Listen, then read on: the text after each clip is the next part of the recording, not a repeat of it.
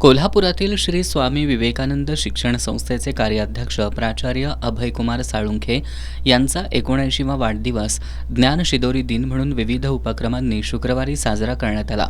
यानिमित्त श्री स्वामी विवेकानंद शिक्षण संस्थेच्या वतीनं आयोजित कार्यक्रमात प्रसिद्ध संगणक तज्ज्ञ आणि लेखक डॉक्टर अच्युत गोडबोले यांनी माझा लेखन आणि आजचं शिक्षण आपले विचार मांडले.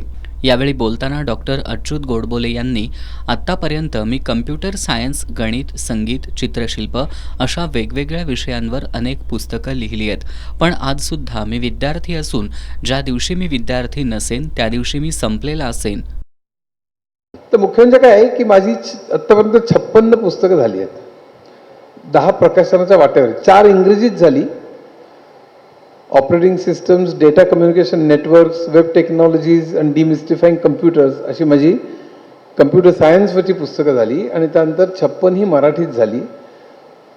10 ही प्रकाशनाच्या वाट्यावर. आता ही पुस्तकं आहेत अर्थशास्त्र, इकॉनॉमिक्स, सायकॉलॉजी, नंतर लॉ म्हणजे कायदा, मॅथमॅटिक्सवरती 3 पुस्तकं आहेत, सायन्स अँड टेक्नॉलॉजीवरती 25-30 पुस्तकं आहेत, संगीतावरती 2 पुस्तकं आहेत, एक भारतीय संगीत, एक पाश्चिमात्य संगीत, चित्रशिल्पकलेवरती 1 पुस्तक आहे, एक सिनेमावरती पुस्तक आहे, अशी सगळं, आणि इंग्लिश साहित्यावरती 3 पुस्तकं आहेत.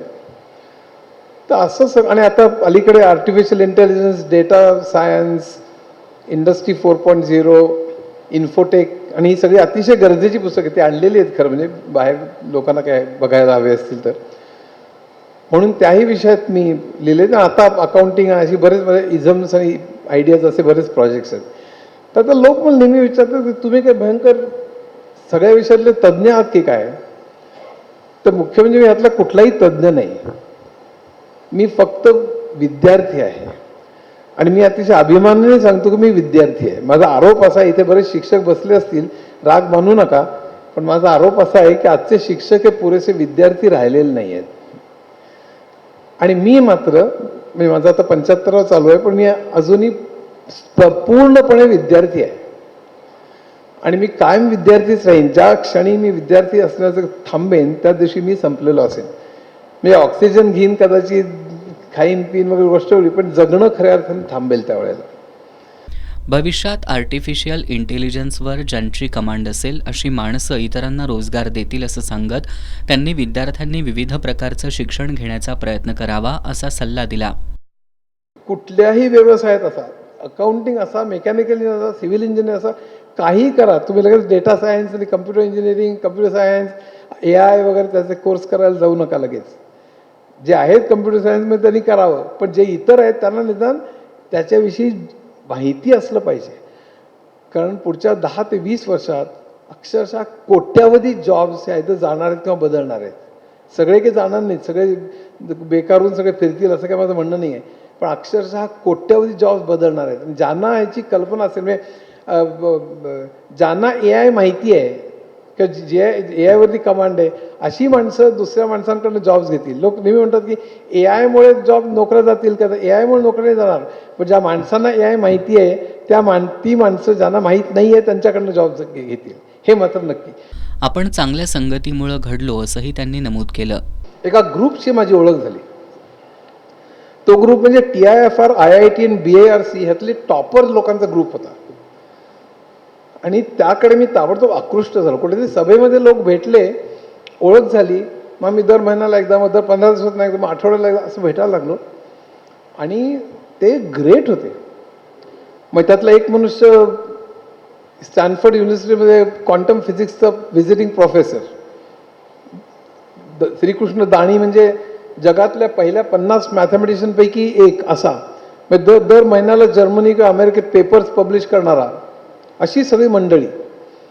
आणि ही सगळी जी मंडळी होती ती त्यांच्या स्वतःच्या विषयात तर ग्रेट होतीच, पण त्यांना इतर अनेक विषयात इंटरेस्ट होता. इकॉनॉमिक्स असेल, सायकॉलॉजी असेल, फिलॉसॉफी असेल, रिलिजन असेल, अँथ्रोपॉलॉजी असेल, हिस्ट्री असेल, मॅथमॅटिक्स असेल, म्युझिक असेल, लिटरेचर असेल. मगाशी जसं सांगितलं तसं कुतूहल आहे. विश्वच आपली परीक्षा आहे. कसं तरी करून पास व्हायचं, कसं तरी करून GRE द्यायची, कसं तरी करून अमेरिकेला जायचं आणि मग भारताला शिवाय देत बसायचं, असलं काही नाही.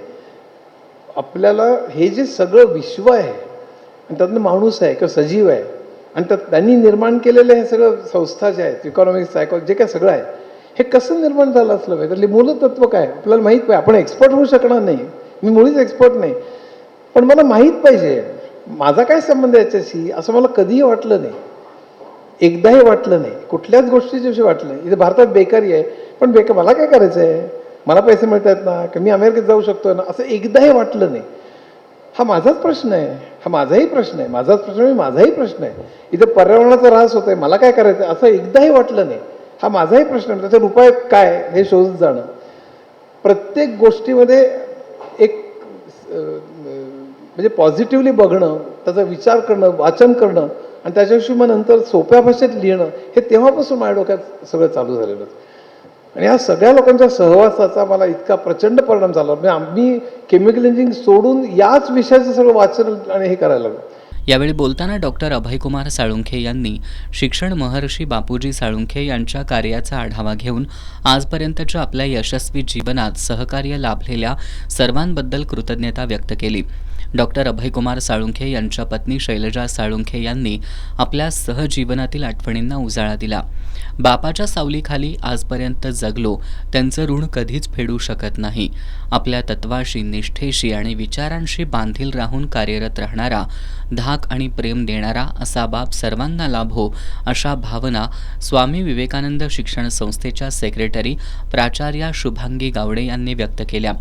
या कार्यक्रमाला संस्थेचे CEO कौस्तुभ गावडे, प्राचार्य डॉक्टर RR कुंभार यांच्यासह शिक्षक, कर्मचारी, विद्यार्थी उपस्थित होते.